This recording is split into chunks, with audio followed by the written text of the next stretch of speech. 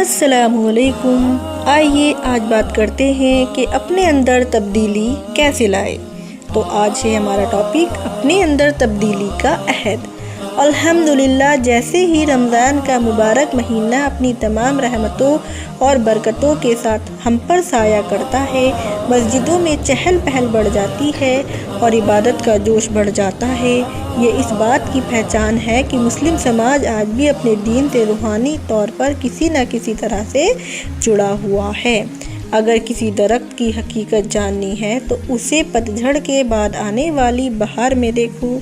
यदि बहार में भी नई कोपलें ना फटे तो समझ लीजिए कि वह अंदर से सूख चुका है।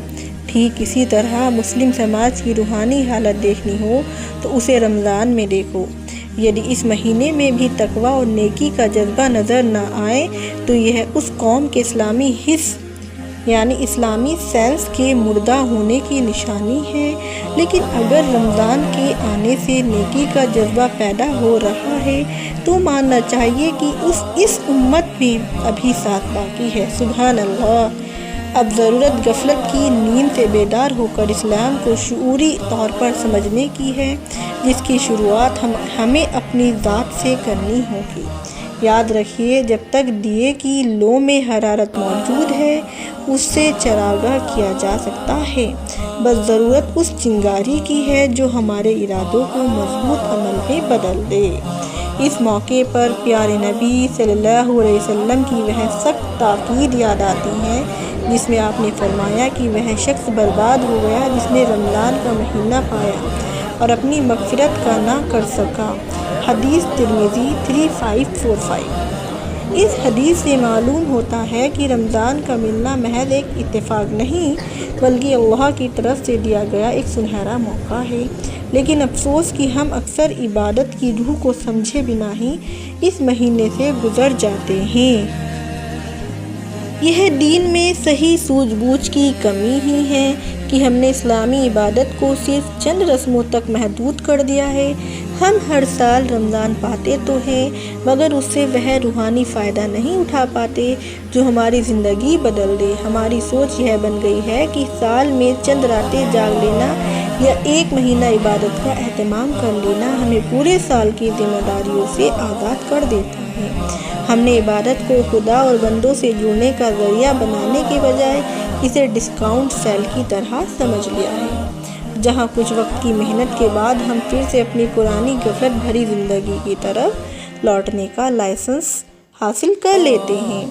इसलिए जो लोग फ़र्ज़ नमाज कभी कभी अदा करते हैं या पूरे साल पढ़ते ही नहीं, वे तरावी की पाबंदी करते हैं और पूरे साल कुरान खोलकर ना देखने वाले इस माह में उसे कई बार मुकम्मल कर डालते हैं। मानो इबादत रूहानी सफ़र नहीं, एक रस्मी बोझ है जिसे जल्द से जल्द उतार फेंकने के लिए मुसलमानों में आंकड़े छूने की अंधी दौड़ लग जाती है, फिर चाहे यह सिलसिला 10 दिन में थमे या 20 दिन में। ईद का चाँद नज़र आते ही इबादत का यह मशीनी जोश ठंडा पड़ जाता है, मानो शैतान के साथ साथ हम भी अल्लाह की फरमाबरदारी से आज़ाद हो गए हों। और वही लोग जो कल तक पाबंद नज़र आते थे अब फिर पुरानी गफलत में डूबकर दीन से महज रस्मी ताल्लुक़ बना लेते हैं। दोस्तों, आइए अहद करते हैं कि इस रमज़ान को अपने लिए तब्दीली का माह बनाएंगे, रोज़े से हासिल होने वाले तमाम फ़ायदे को समेटने और उन तमाम बुराइयों को दूर करने की भरपूर कोशिश करेंगे जिनसे बचने की रोज़ा तरगीब देता है। कुरान हमारे अंदर जो खूबियाँ पैदा करना चाहता है हम उन्हें अपनाने के लिए रोज़ किसी एक बुराई को छोड़ने या अच्छाई को इख्तियार करने का अहद करेगा। कौन है जो रमज़ान की इस मुहिम में हमारा साथ देगा? तो आपको मेरी एक छोटी सी बात कैसी लगी आप मुझे कमेंट्स में बताइए। अगर आपको मेरी ये छोटी सी बात अच्छी लगी हो, subscribe, like and comments and share ज़रूर कीजिए।